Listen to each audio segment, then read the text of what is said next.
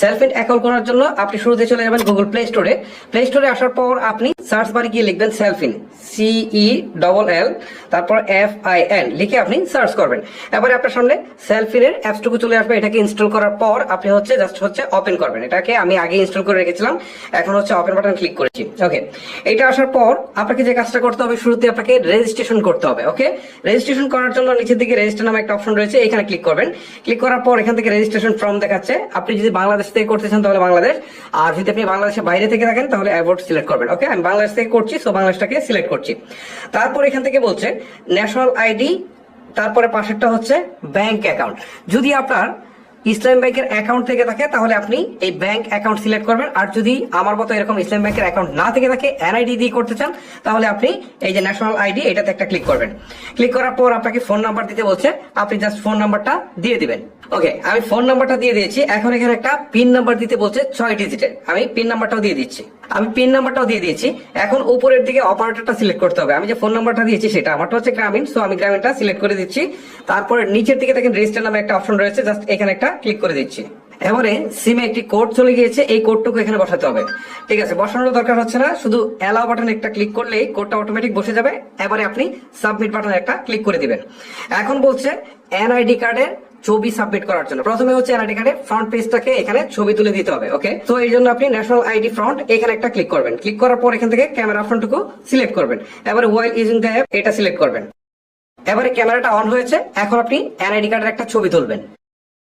ছবিটা তুলে নিলাম। এখন দেখেন টিক চিহ্ন রয়েছে, জাস্ট এখানে একটা ক্লিক করছি। ক্লিক করার পর এটাকে আপনি ক্রপ করে দিবেন। ঠিক আছে, ক্রপ না করলে কিন্তু ছবিটা খুব ভালোভাবে নেবে না। আমি এটাকে ক্রপ করে দিচ্ছি, ক্রপ করে দিলাম। এখন উপরের দিকে টিক চিহ্ন একটা ক্লিক করে দিচ্ছি। এখন কিন্তু ফ্রন্ট পার্ট শেষ, এখন ব্যাক পার্টে যাই। সো নিচের দিকে ন্যাশনাল আইডি ব্যাক এখানে ক্লিক দিই, তারপর আবার ক্যামেরা আইকনে যাই। এখন ব্যাক পার্টের একটা ছবি তুলে নিই। ওকে, আবারও আগের মতো এটাকে ক্রপ করে দিব। ক্রপ করে দিয়ে উপরের দিকে টিক চিহ্নতে একটা ক্লিক করে দেব।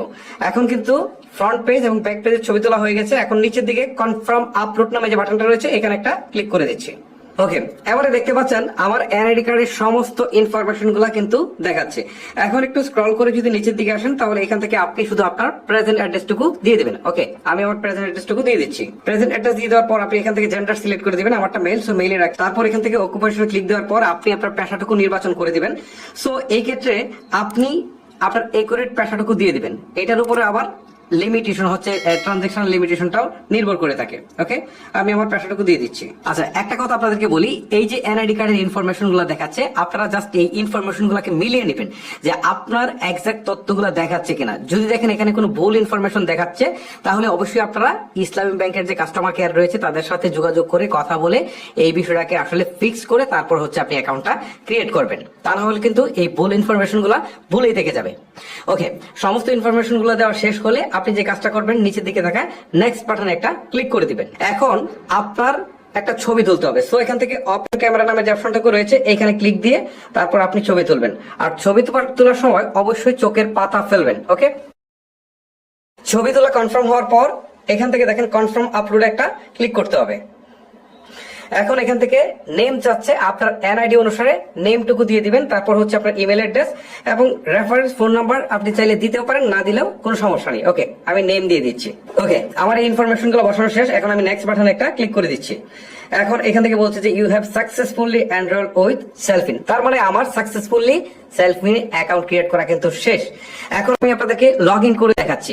লগ ইন করার জন্য এই যে দেখেন লগ ইন নামে একটা অপশন রয়েছে, এখানে ক্লিক করছি। এখন ফোন নাম্বারটা দিয়ে দিচ্ছি। ফোন নাম্বার দেওয়ার পর আমরা পিন নাম্বারটা দিয়ে দিব। ওকে, পিন নাম্বারটা দিয়ে দিয়েছি। এখন লগ ইন বাটনে একটা ক্লিক করছি। ওকে, এখন দেখেন একটা পপ আপ আসছে যে প্রতারক চক্র থেকে সাবধান। যাই হোক, এটা আমাদের দরকার নেই, আমরা কেটে দিচ্ছি। এই যে আমাদের অ্যাকাউন্ট কিন্তু ক্রিয়েট করা হয়ে গেল। এখন আপনারা দেখতে পাচ্ছেন এখান থেকে অ্যাড মানি, তারপর ট্রান্সফার, তারপর মোবাইল টপ আপ, মানে সবকিছু রয়েছে। এখন এখানে আপনি ব্যালেন্স অ্যাড করে আপনি যা ইচ্ছে তাই কিন্তু করতে পারছেন। এখন আপনি এই সেলফ ইন অ্যাকাউন্ট দিয়ে কিন্তু লেনদেনটা করতে পারছেন, টাকা পাঠাতে পারছেন, আপনি তুলতে পারছেন টাকা, সবকিছুই কিন্তু আপনারা খুব ইজিলি করতে পারছেন। মূলত এইটাই ছিল প্রসেস যে সেলফ ইনে অ্যাকাউন্ট তৈরি করার।